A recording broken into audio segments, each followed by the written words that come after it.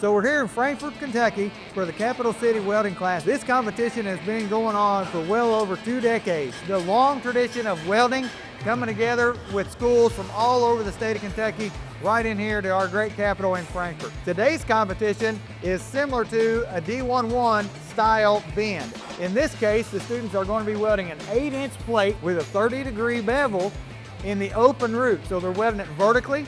They're going to put that root in with an 8-inch 60-10 rod. There's no grinding or prep work after they start. So they're going to have to do a good job on that restart because they're not able to feather that out when they continue on. Then they're going to fill it up with the 1/8-inch 70-18. They can do a stringer cap or a weave cap. Once they get that completed, then we're going to mark this competition out. We're going to mark 4 inches of it that's going to be used for visual. We're going to grade that cut according to the AWS cut quality gauge, and then they're going to prepare a root bend and a face bend subject to the D11 criteria. All of this competition is judged on measurable criteria. So we have 2 American Welding Society CWIs in-house that are working and judging this event.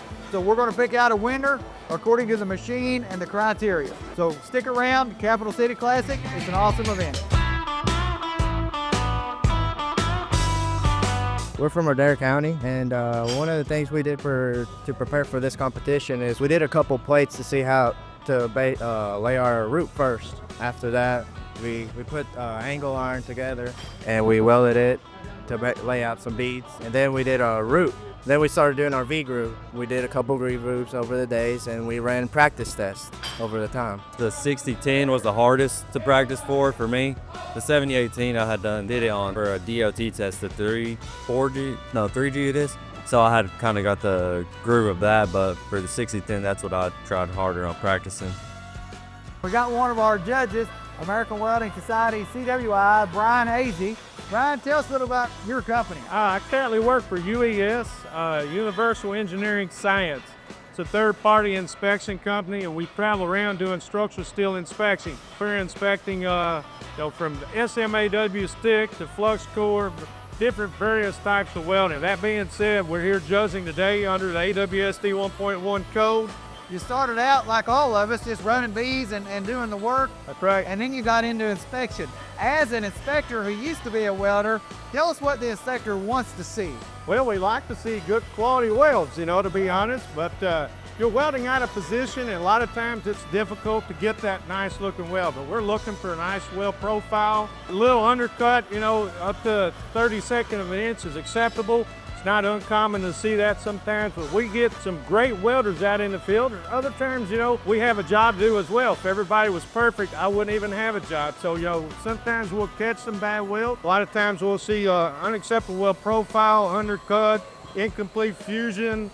We inspect per the AWS D.1 under the 8.1 clause for visual inspection. So I get to see lots of different various welds and welders, some iron workers to the iron the hull. Others are just welders working for companies. So, a lot of people are familiar with the mag particle or some ultrasonic, but a lot of people aren't real familiar with the coating. Tell us a little bit about that. I'm certified to do various types of coating inspection. Most of the time it's going to be a primer or some type of a paint. A lot of times we'll see that in the fuel industry, with the large above ground tanks. Other times, pipelines. You'll see a lot of coating around pipelines. Also, if you get into a state that's around, water, the ocean, Florida, North Carolina, you get a lot of corrosion there. So we see a lot of issues with the coating and with that as well. So you're all looking for a certain thickness, make sure that it's going to have longevity? You want to have cathodic protection. So we'll do what we call holiday testing, but make sure we have good adhesion. There's also a crosshatch you can do for adhesion to determine whether it's acceptable or not. We're looking for a good cathodic protection. Usually we're looking anywhere between a 4 to possibly somewhere up around maybe a 6 or 8 mil thickness. Now, does it take specialized equipment to do this? Yes, it does. Yep. And most all the equipment I have is all digital. Now, on occasions, like I said, on the crosshatch, that's all mechanical, and then we'll measure it at that point, but everything's usually pretty much digital. So when you're saying that you cross-hatch that, so you're actually putting a scratch in the coating itself? Scratch in the coating. And then does someone come back and repair that area? They will after the inspection's done. Yeah, they'll repair the area, but it's a real small crosshatch. It's not very big. We'll look at it under magnification, and then we'll check and see what the adhesion is and see if it's acceptable per the code that we apply it to. Do you think that most welders would rather have a destructive test like the bend that we're doing today, or would much rather have a UT or a mag test? What's your gut feeling? Well, we all know that X-ray and ultrasound is subsurface, and sometimes we can see things that they can't. So I'm guessing they would probably want a visual inspection first.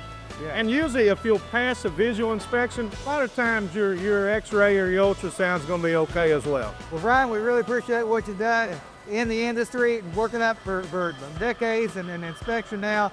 We're glad you're here with us. Appreciate the work to do with AWS Lexington section and all the volunteers. If you have a school and you're interested in learning more about mag, particle, or ultrasonic, and you want to get in touch with UES, just reach out to us and maybe we can connect so that your students can learn more about that industry that they're fixing to go into. Yeah, and I'm going to be presenting a demo next Friday right back here at this same school. So if you guys are interested in a demo, reach out to me. My number is 859-967-9473, UES, and we appreciate you asking us to be here today. Right. We want to be one of the leaders in the inspection for our area here, so we really appreciate it. All right, thank you, Mike. I appreciate you being here with you. No problem. Hey, I'm Rob Mitchell. We're from Lexington. We're Fayette County. I'm at Southside Technical Center. So we're down here at Franklin County ATC with Randy Shoemaker and gang and Kentucky Welding Institute guys. So we've been working for a couple weeks getting ready for the open root contest. We don't do a lot of this. We're more of a the DOT 3G cert with a backing plate. So a little bit of a new game for us. So I started my career. I took this same class back in 1987 and 88. I graduated from Lafayette High School.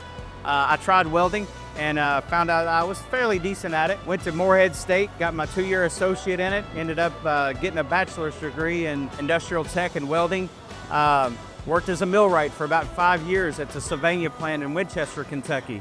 Ended up going to Toyota in Georgetown, Kentucky, and worked there with the welding and engineering for about 20 years. And then the opportunity came 11 years ago for me to replace the instructor's position that I was at.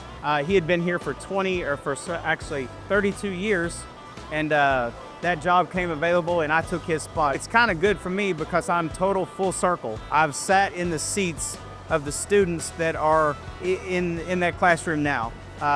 It's really kind of a real blessing for me to be able to give back to those kids. I can really relate to those kids because, like I say, I have sat in those seats. The whole welding community, whether it is from the eastern part of the state or the western part of the state, those folks are, it's just like a big family, and we all work well together, and we enjoy our competitions and bragging rights, and it's just fun to get together and have these events. But more importantly, it's really good that the kids can get together and experience this competition, because basically it's just like a weld test, and whenever they get their jobs out there, they're going to have to weld for somebody, and no matter how good they are in high school or college or whatever, they're going to have to retest for someone.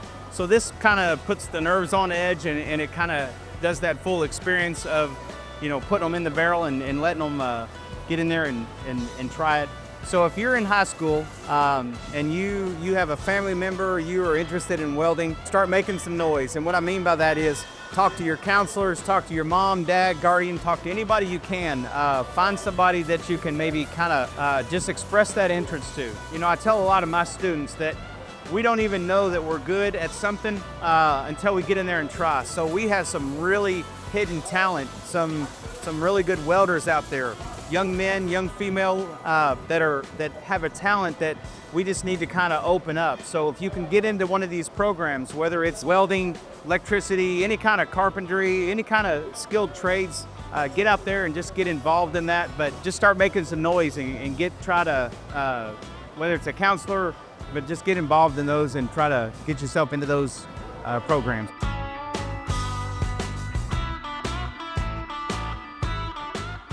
And your first place team, Franklin County, that's Alden Weber, George Woods, and Caden Darnell. first place individual from Franklin County, Caden Darnell. Let's go, kid. Pretty amazing. Congratulations, everybody. All right, guys, so that was it for the Capital City Classic. Again, this is just a standalone competition in the state of Kentucky. We helped run it. It went really great today. The competition was really tight. A lot of good schools showed up and welded, as well as individuals. So if you are a student in Kentucky and you would like to start competing, the Capital City Classic is a keystone competition in Kentucky that determines where you stand with the best welders in Kentucky that are in high school.